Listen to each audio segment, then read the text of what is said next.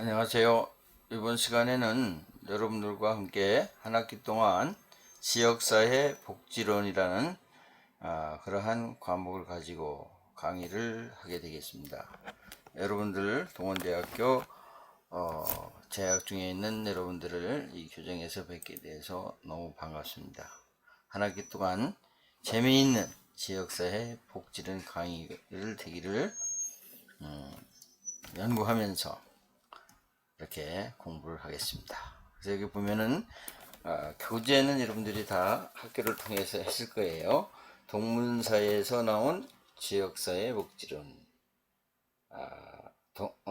김용환의 공정, 커뮤니티 웰피어, 영어로는 이렇게 지역사회 복지론이 되겠습니다. 먼저 저의 양력을 간단하게 소개를 드리겠습니다. 저는 학사가 두 개고, 그 다음에 사실은 석사가 3개이며 학사 2개, 이런 쪽으로 이렇게 여러분들을 만나기 위해서 공부를 했습니다. 그래서 이제 여기서부터는 학사는 제외하고 우리 사회복지의 전공에 맞는 그러한 학사와 박사에 대해서만 소개하겠습니다. 서울 사회복지대학원 대학교, 거기서 사회복지 전공 석사를 마쳤고, 그 다음에 성산효 대학원 대학교에서 평생교육학 전공 교구학 석사, 또 대한신학대학원 대학교 사회복지 전공 철학 박사 PhD, 그 학교마다 그 박사의 그 하나의 그 학교의 메리트죠. 그래서 이게 이제 사회복지 전공을 했어도 그 박사는 철학 박사를 이렇게 주는 경우가 있습니다. 그리고 여기 협성대학에서는 교육학 박사예요. 교육학 박사인데 심리상담학 전공이에요. 그 다음에 현재 부천 중부요양보사 교육원 대표, 그 다음에 인터넷신문 한국지식인재신문 대표면서 발행인, 또 청운대학교 교양학부, 이 청운대학교는 교양이 이제 사회복지로 되어 있어요. 그래서 전 인원이 사회복지를 이수를 하면 거기에서 사회복지 학사를 받게 되는 그런 시스템이에요. 또 세안대학교에서는 사회복지학 상담과의 이제 특임 교수를 이제 강의를 맡고 있고, 또 중요한 것은 동원대학교 성인학습 그 팀으로서 여러분들에게 이제 강의를 하게 되었죠. 그런데 부천 동아리 지역 학습 책임 교수를 역임하고 있고, 저서로는 많지는 않지만 인간과 사회환경, 양서원, 또 사회복지 현장 실습, 여러분 이제 사회복지사를 받으려면 그 사회복지 현장 실습 과목을 해야 됩니다. 그 실습 과목의 교재로서 동문서에 있어요. 그 다음에 사회복지 정책론, 정책론의 이제 개정판으로 작년에 제가 요 동문서에서 발행을 했습니다. 이렇게 소개를 드리겠습니다. 여기 보면 챕터 1에 지역사회 개념과 유형에 대한 이해라고 되어 있죠. 그래서 1. 지역사회 개념, 2.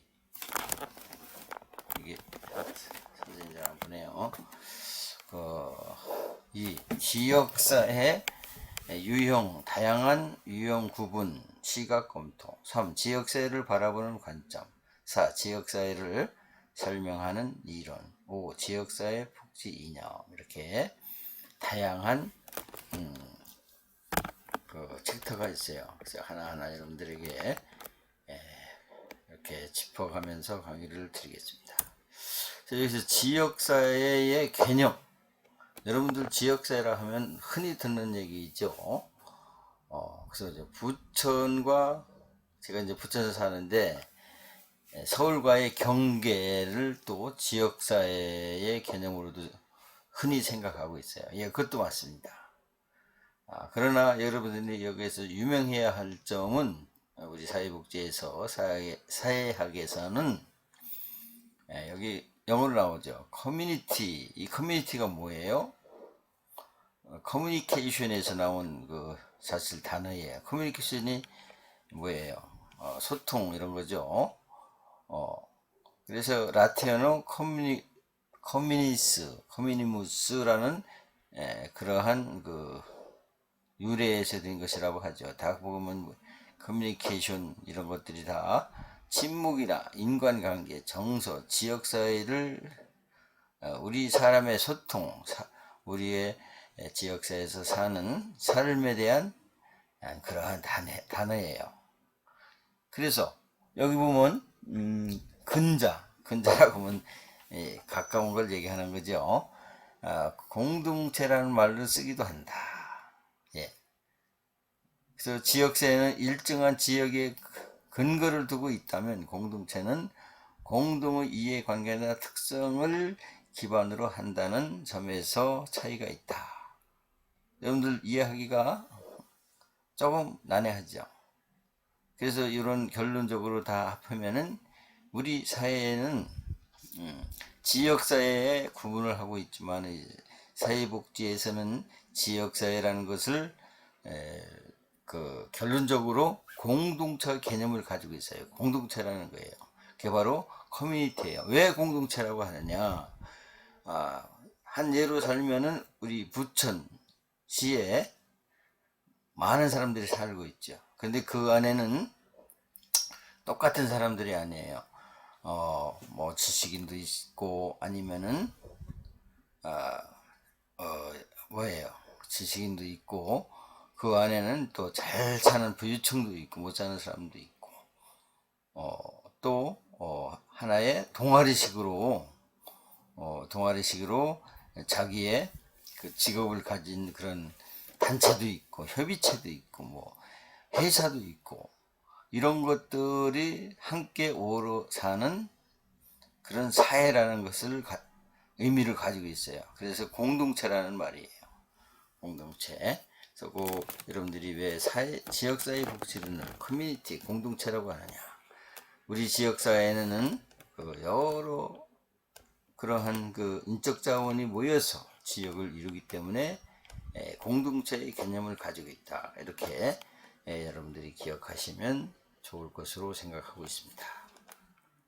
또 넘겨보겠어요. 그래서 지역사회의 다양한 의미예요. 제가 좀 전에 약간의 설명을 했지만 첫째, 지역 지리를 중심하는 지역사회예요. 지역 중심이 뭐예요? 경계를 얘기하는 거죠. 경계.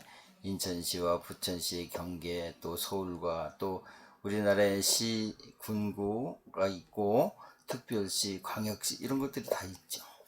이런 것을 지역사회라고도 총칭하고 있어요. 두 번째는 각종 구성원들의 모임으로 의식과 뜻을 함께하는 제가 좀 얘기했지만 우리 부천시에는 여러 다양한 사람들이 살고 있듯이 각종 자기에 맞는 동호회라든가 기술적인 모임이라든가 아니면 각기 자기 가치 의식을 같이 하는 모임이라든가 이런 모임들이 살고 있는 것을 각종 구성원들의 모임이라 이렇게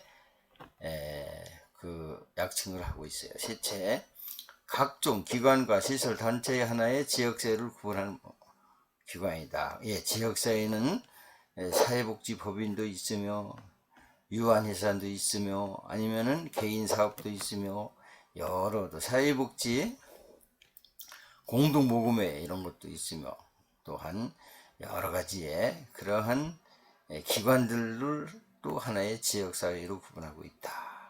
그 다음에 넷째는 정보사회 시대에 새롭게 등장한 사이버상의 가상공간의 공동체도 있어요. 요즘에 이제 가장 중요한 건 미디어 시대, 정보 시대. 모든 여러분들이 핸드폰 하나만 가지면은 모든 걸 접할 수가 있죠. 그와 마찬가지로 이걸 정보사회라고 그래요. 미디어 사회라고 그래요. 그래서 이제 새로운 그 미디어 사회 이런 것을 이제 하나의 뭐 가상 공간, 뭐 글로벌 시대 이런 것들을 다 합쳐서 정보화 시대라고 하죠. 이런 것도 하나의 지역사회로 보고 있다. 이렇게 여러분들이 판단을 하시고 기억하시면 되겠습니다. 지역성을 강조하는 지적 의미의 지역사회는 점차 약화를 되면서 기능적 특성을 강조하는 쪽으로 옮겨가고 있다. 지리적보다는, 경계보다는 하나의 지역사회 여러 가지 우리가 살고 있는 그 다양한 경제, 문화, 아니면은 교육, 정책, 정치 이런 것들이 어울려서 우리 지역사회를 이루고 있기 때문에 이런 것을 다 합쳐서 우리가 지역사회 공동체라고 일컫는다. 이렇게 또 강조를 하겠습니다. 그 다음에 여기 보면은 여기 이게 사진 때문에 잘 안 보이네요. 좀 줄리고 안 줄여지나?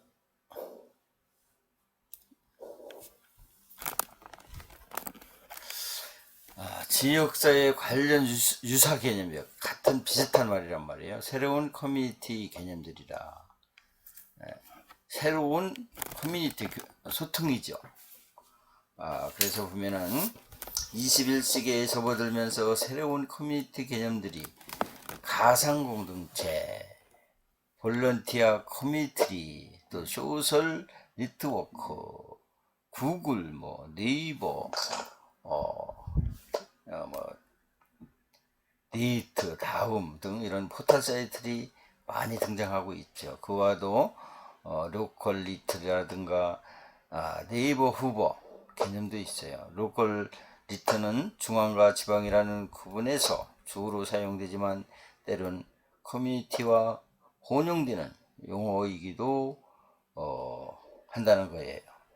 그 다음에 실제로 룸맨도 지역사회 개발, 커뮤니티 디플로먼트와 로컬리티 디플로먼트를 표현하기도 한다. 우리나라에서 지방정부와 지방장체를 로컬 기브니먼트로 표현하는 사례가 많으므로 사회복지 분야에서 구분해서 사용한 것을 좋은 것으로 생각하고 있다. 그래서 요거 한 계단이 넘어간 것 같아요. 요걸 안 했어요. 이제 보면 유사 개념들이 있는데 독일 사회학자 토니이스는 사회적 관계를 소규모의 대면적 관계와 대규모의 비대면적 관계를 구분하여 지역사회, 공동사회와 기프먼샤프트, 이익단체, 게셜샤프트 이렇게 표현하고 있어요. 그래서 사회적 보호와 관련하여 이러한 구분의 중요성은 공동사회가 정서적이고 전통적인 관계에 기초한 반면 이익사회는 개인주의와 계약 또 합리적이고 이익을 추구하는 기초하고 있다는 것이다. 그래서 이제 이익 단체라고 하면 우리 사회가 모든 게 기브민트 주고받고 하는 그런 사회죠. 그래서 서로 협력도 하지만은 이익관계를 가지고 있기 때문에 점점 사회가 어떻게 보면 이익사회로 넘어가고 있는 게 아닌가 이렇게 생각하고 있어요. 그래서 도너스라는 서구 사회학자의 역사적 발전의 공동사회 연합체예요. 유니온 오브 그레미닌 사프트 공동사회의 공동사회 연합. 어떻게 보면은 서구의 사회복지 국가들이 이러한 공동사회 연합체라고 할 수가 있어요. 또 협의체 오거스테이션 클레멘트 샤프트 이익단체의 협체 어커스테이션 오브 겔셀사프트 이익사회 이렇게 유니온 오브 겔셀샤프트의 순으로 발전해 왔다. 이런 뜻을 가지고 있어요.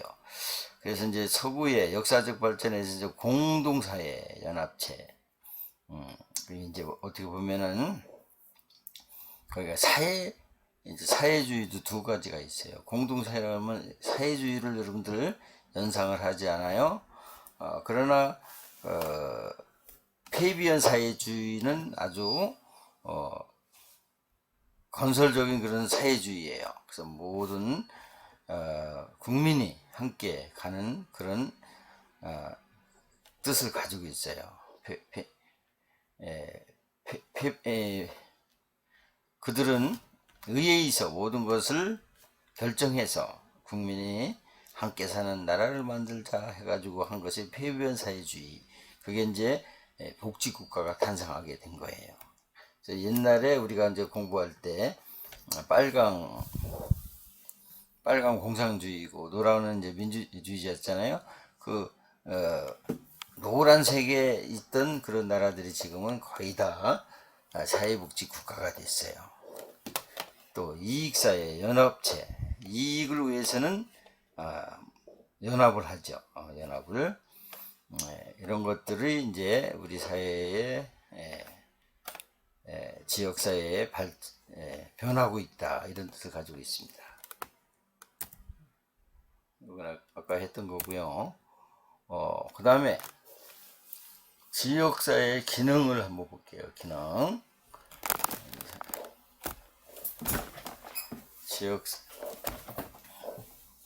지역사회의 기능이라는 건 뭐예요? 우리 몸에 모든 몸이 기능이 다 있죠. 손과 발과 눈과 코와 이런 모든 소화 기능이라든가 운동 이런 것이 합쳐져서 우리의 건강한 몸을 가지고 있는 것이 기능이에요. 그래서 이 사회도 그러한 기능을 가지고 있다는 거예요. 생산적인 기능, 분배적인 기능, 소비의 기능, 이런 것들이 다 있죠. 그러나 이제 우리는 시장 경제 체제를 가지고 있는 자유주의 민주국가라고 하죠. 그러나 폐쇄 경제주의를 가지고 있는 그게 이제 공산주의는 계획경제라고 하는 그런 경제가 있었어요. 옛날에는 계획을 세워서 그대로 집행하는, 지금도 그대로 하고 있죠. 그러나 그러한 폐쇄주의 경제가 지금은 다 몰락을 했어요. 그래서 우리나라는 시장 경제 체제를 따르는 생산, 분배, 소비 기능을 가지고 있다. 사회화의 기능이, 사회화는 뭐예요? 우리가 일상의 모든 사람들이 협력하고 기능하고 사는 사회, 많은 기능들이 있죠. 또 사회 통제 기능도 있어요. 통제 기능 뭐예요? 잘못된 사람은 그 잘못에 대한 대가를 받는 그런 것들이 다 통제예요. 그래서 법이 생기고 또 규례가 생기고 문화가 생기고 관례가 생기고 이런 것들이 사회 통제 기능이다. 사회 통합. 우리가 살면서 이기적인 역기능적만 있는 것이 아니라 통합을 해서 시너지를 생산할 수 있는 그러한 기능이 사회 통합 기능. 사회 통합 기능과 상호 보조 기능은 조금 틀리죠. 상호 보조도 통합이라고도 볼 수 있는데 이것은 서로 이익을 주고 서로 어떻게 보면은 대가 없이 협력하는 그런 뜻을 가지고 있어요. 상호 보조 기능, 방어 기능. 자기의 경제권을 이렇게 방해하면 거기에 대한 방어도 할 수 있고 이러한 경제 법이 있죠. 이런 것들을 방어 기능이라고 했어요. 의사소통 기능, 의사소통 기능도 있고 문화적인 기능도 있고 이렇게 다양한 기능들이 있다. 여러분들이 기억하시죠. 생각하시면 되겠습니다. 그 다음에 인구 크기에 따른 기준이 있어요. 인구. 그래서 우리나라도 시군구, 동 이런 것들이 다 인구를 기준해서 그 지역 사회를 이렇게 송칭 나누는 그런 그 행정적인 절차도 있죠. 지역 내에 거주하는 인구의 교미에 따라 지역 사회를 구분하는 형태로 인구 100만 이상의 대도시, 인구 30만에서 100만 명 이하인 중수도시, 인구 30만 이하인 소도시로 이렇게 구분하고 있어요. 그래서 현대에 와서는 인구가 1000명이 넘는 대도시와 광역자치단체, 그 다음에 신도시 개발 등으로 인한 인구 집중 현상이 나타나면서 인구 규모에 따른 지역사회의 분류는 큰 의미가 없어졌다고 볼 수 있습니다. 그 다음에 경제적 기반에 따른 분류를 하고 있어요. 우리 지역사회에. 그래서 주민들의 경제활동뿐만 아니라 사회문화적인 특성을 파악하고자 하는 인류학적 조사, 연구에서 사용되는 기준으로 경제적 기반에 따른 분류는 1차 산업, 2차 산업, 3차 산업으로 분류하고 있다. 이 같은 산업 구조에 따른 사회 내의 작업 구조는 지역사회 구성원들이 각각 경제 활동을 나타내고 있죠. 그 지역사회에는 1차 산업, 2차 산업, 3차 산업, 그 직업에 따라서 우리가 모여 있고 발전시키고 그런 것들이 있죠. 그래서 그런 거를 1차 산업, 2차 산업, 3차 산업을 기준해서 지역사회를 구분하는 경제활동을 나타내고 있다. 그래서 전통적으로는 농촌 우리가 처음엔 농어국가였었잖아요. 어촌, 광산촌, 산촌, 경제특구 등으로 분류했으나 최근에는 형성된 경제특구는 주민들의 경제적 기반이 외국인들과의 교역이나 통상, 관광 등에 있는 구역을 말하고 있어요. 경제특구를 우리나라의 경제특구는 어디예요? 인천의 송도도 경제특구가 되겠고, 또 부산 그 항해도 경제특구가 되겠어요. 이렇게 경제특구를 기반으로 해서 지역사회를 송칭 나누고 기억하는 그러한 개념이 있다.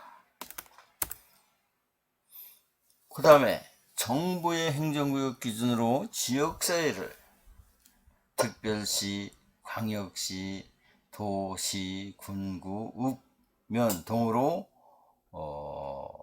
이렇게 귀익을 하죠. 구역을 나눠요. 구익한다는 것은 나눈다는 뜻을 가지고 있어요. 여러분들은 이미 다 아시겠지만 어느 도, 어느 시, 어느 군에서 지역사회에 속해되면서 거기에서 생활을 하고 있죠. 누구나 다 이러한 정부의 행정구역 기준으로 지역사회의 개념을 가지고 있다. 그래서 정부의 행정구역은 인구의 크기에 따라 분류하는 것이 일반적이지만 정치적 배경에 따라 나누기도 하며 특별자치구역 등도 새로운 형태로 나타나기도 한다. 세종시 같은 그런 도시도 특구로 만들 수가 있다는 것이죠. 그 다음에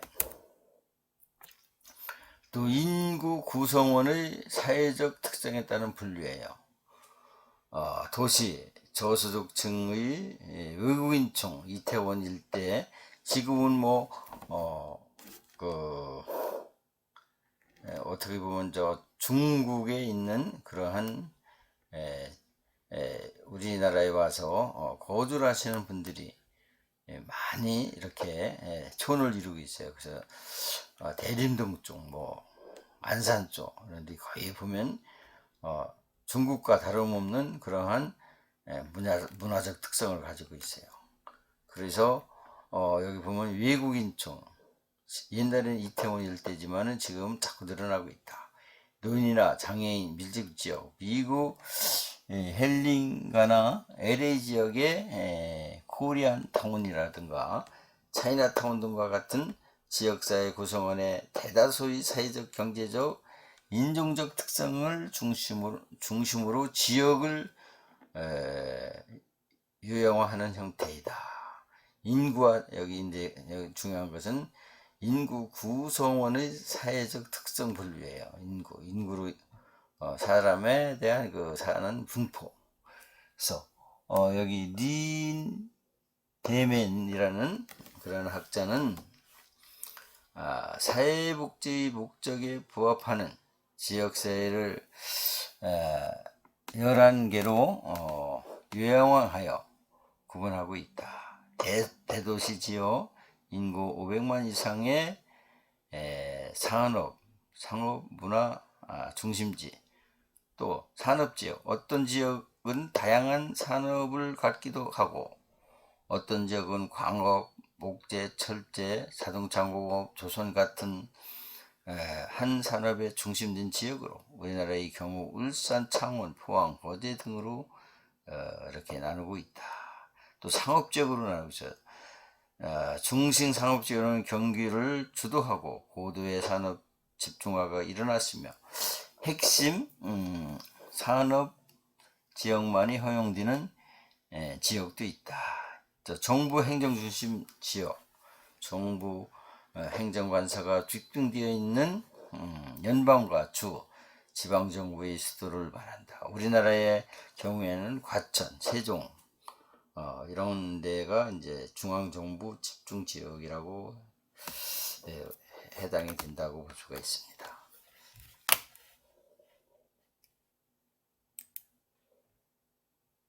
넘겨볼게요. 그 다음에 도시 저소득층의 이거는 우리가 이제 강의했던 부분이고,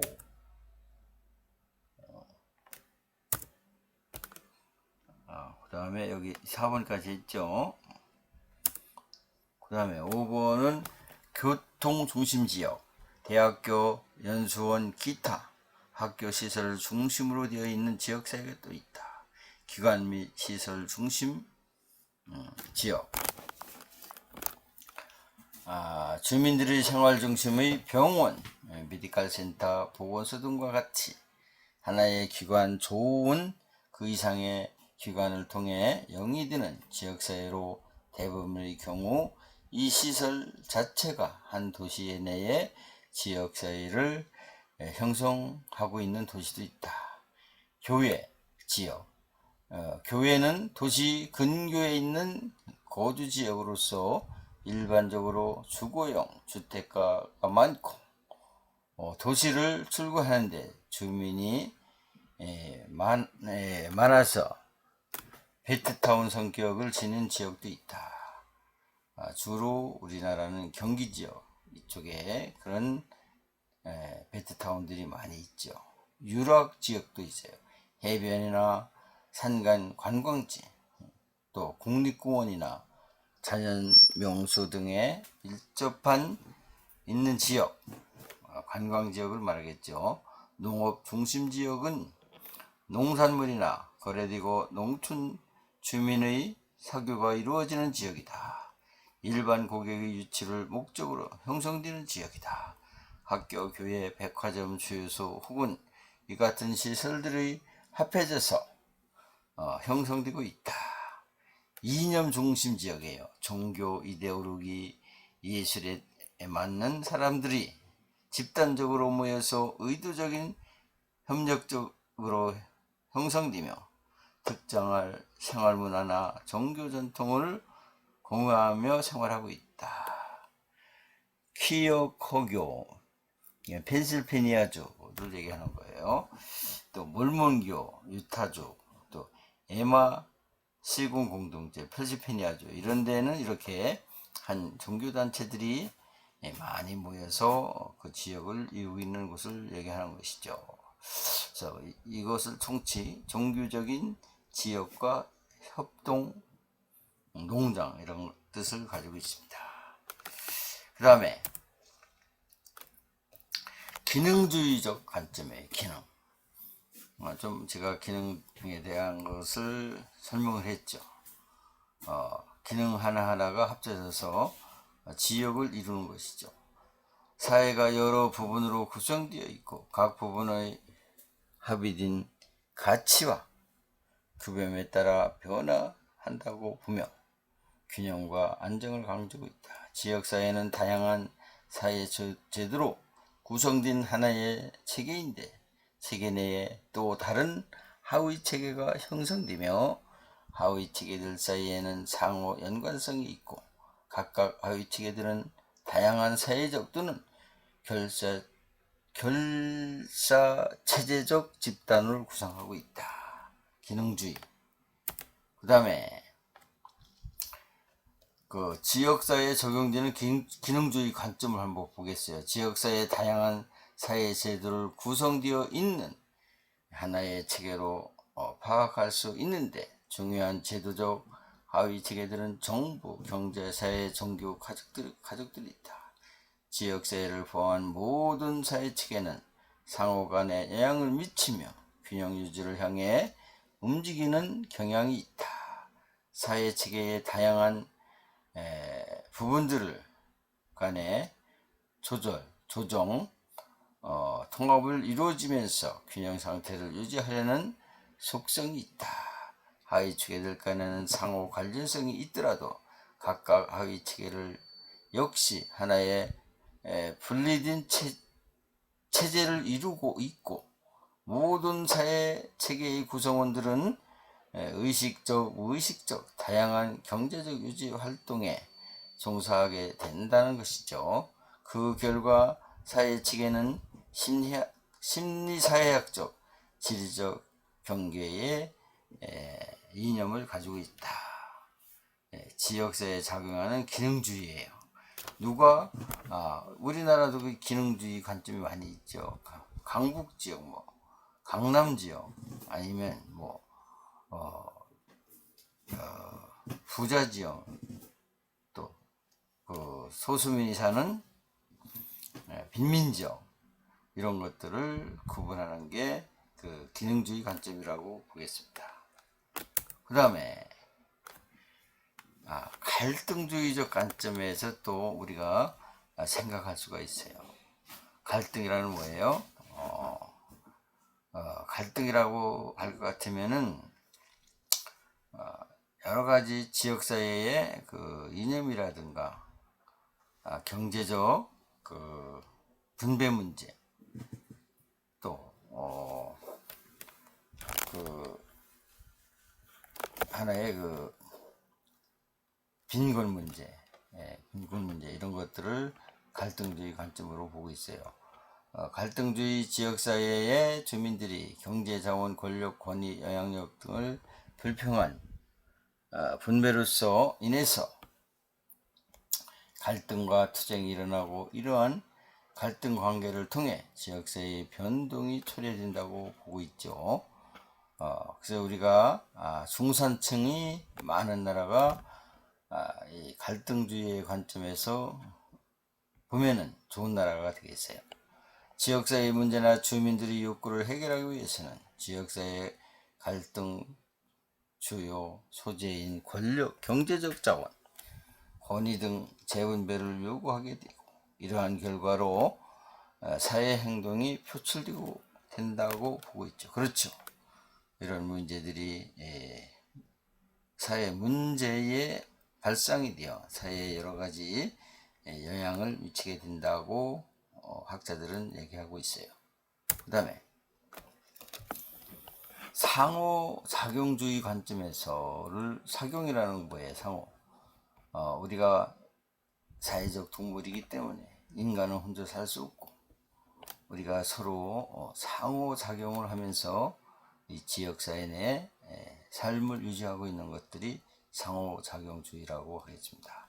개인 간의 상호작용 과정과 상호작용이 개인의 사회에 미치는 결과에 초점을 두는 이러한 시각을 말하고 있어요. 지역사회는 그 원인이 되는 특정 행위나 현상을 진단하는 권위 있는 전문가나 대표자의 판단에 따라 특정 개인이나 집단 상호작용에서 어떤 현상, 행동에 대하여 동의할 수 없다고 판단될 때 그것이 사회 문제가 될 수 있다는 것이죠. 아젠다라고 하면 여론을 얘기하는, 여론이 저 문제가 있다는 것은 이제 문제가 발생한다는 거예요. 사회나 지역사회의 구성원들이 개인 간의 상호작용을 지역사회 변화에 미치는 영향을 갈점을 두고 접근하고 있죠. 어떻게 보면 이제 그 상대적 이런 빈곤, 이런 것들이 이제 어떻게 보면 상호작용에 미칠 수도 있어요. 그래서 여러 가지 범죄도 생길 수가 있고, 또 어떻게 보면 또 시너지 효과도 나타날 수가 있는 것들이 상호작용 관점이라고 보겠습니다. 그 다음에 교환주의 관점이 있어요. 교환. 우리 인간은 교환이죠. 혼자 살 수 없는 거예요. 그래서 사회 행동을 개인 간의 교환, 지원, 즉 금전, 물품, 칭찬, 존경 등을 주고받고 반복적인 행위가 이루어지는 그런 것들이 교환주의의 관점이다. 즉 교환주의를 매개로 사회적 행동을 함으로써 관계가 유지된다고 보는데, 교환관계에 있는 여기 보면 당사자는 기능하면 비용에 비해 보상이 크도록 행동하려고 하고 권위적으로 대등한 입장에서 교환관계를 유지하고자 한다. 이 관점은 사람들 사이의 교환관계가 단절되거나 불균형 또는 교환 지원의 부족, 고갈, 가치 저하 상태를 사회 문제로 보고 있다.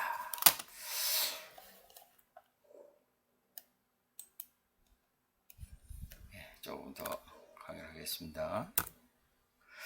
그래서 지역사회 상실 이론도 있어요. 상실 이론이 많죠. 일자 집단 해체, 공동 쇠퇴 산업화, 도시화로 인해서 복잡한 도시에서 비인간적인 사회 관계의 발전 등으로 이상적으로 생각하는 전통적인 지역사회가 상실되었다고 보는 이론이죠. 우리나라도 보면 핵가족이 많고, 농촌에는 노인들이 많이 분포되어 있고, 젊은 사람 없고, 도시로 집중되는 그런 현상을 가지고 있죠. 특별히 또 우리나라는 초고령 사회가 됨으로써 모든 국가적인 그 경제적이라든가 아니면은 우리 사회의 모든 문화적인 문제, 경제적인 문제가 변하고 있어요. 이런 것들이 지역사회 변화와 더불어서 달라지는 것을 지역사회 상실 이론이라고 했어요. 긍정적인 변화도 있지만은 상실이라는 것은 어떻게 보면 그 긍정적인 보다 역기능적인 그러한 이론을 강조하는 거죠. 상실된 지역사회 기능에 대처할 수 있는 새로운 제도적 장치가 필요한다고 보죠. 그래서 우리나라는 여러분들이 사회복지를 공부가 있지만 지금 우리나라가 사회복지로서 해결해야 할 문제들이 있다고 보고 있습니다. 어느 정권이 우리나라를 이렇게 이끌어 나가든 간에 가장 먼저 초고령 사회 노인의 문제를 해결해야 되겠죠. 그 다음에 저출산의 문제, 그 다음에 우리나라가 또 세계적으로 자살이 가장 많은 나라예요. 하루에 37명, 1년이면 군단위, 이런 것들이 사회적 상실 이론에 접하고 있는 거예요. 이런 것들을 우리나라에서는 해결해야 되겠죠. 그 다음에 작년에 OECD 국가에서는 또 세계에서 가장 노인이 빈곤층에 있다고 이렇게 발표를 했어요. 노인 빈곤 문제, 이런 것들이 어떻게 보면 지역사회 상실 이론이 되겠어요. 그래서 상실된 지역사회 기능을 대처할 수 있는 새로운 제도적인 장치가 필요해요. 이럴 때는 그래서 학자들은 이런 제도를 만들고 국가에서는 이런 상실된 지역을 다시 재건하기 위해서 노력을 많이 하고 있죠. 지역사회 보존 이론이 있어요. 지역사회 상실 이론에 대한 반론이죠. 보존 이론. 이 지역사회가 상실되면 안 된다는 거예요. 도시인들도 전통사회에 비슷한 혈연, 이웃, 친구들에 의한 사회적 지지망, 소셜 네트워크를 있다고 보며 현대사회에서도 사회적 관계망을 지지하고 강화해서 전통사회가 지니고 있었던 지역사회의 사회적 기능을 보존할 수 있다고 생각하고 있어요. 그래서 복지국가의 제도적 역할을 축소하고 가족 지역사회에 갖고 있는 상부상조 기능을 강조하고 있습니다. 오늘은 여기 40분까지 강의하고 10분은 제가 요약 지역사회의 중요한 그 노트 요약을 해서 올려드리겠습니다. 수고들 많이 하셨습니다.